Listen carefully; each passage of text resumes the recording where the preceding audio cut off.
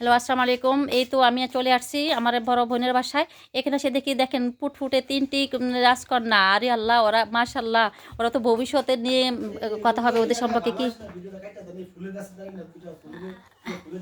হ্যাঁ হ্যাঁ, করবো তো। আগে সাক্ষাৎকারটা নিয়ে নি আগে। হ্যাঁ, তোমার কি নাম বেবি? মাবিয়া, গুড। তোমার কি নাম? মাইশা, মাশাল্লাহ। তোমার কি নাম? রুমাইসা। তোমরা কি তিনজনই একই ক্লাসে পড়াশোনা করো? তাই তুমি কোন ক্লাসে পড়ো? আর তুমি? তুমি বেরাকে? ফেরাকে? ফেরাক কি আবার?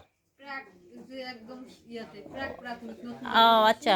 আচ্ছা মাইশা, তুমি এদিকে তাকাও। তুমি কোন ক্লাসে পড়ো? Two, class two. আর রুমাইসা তুমি?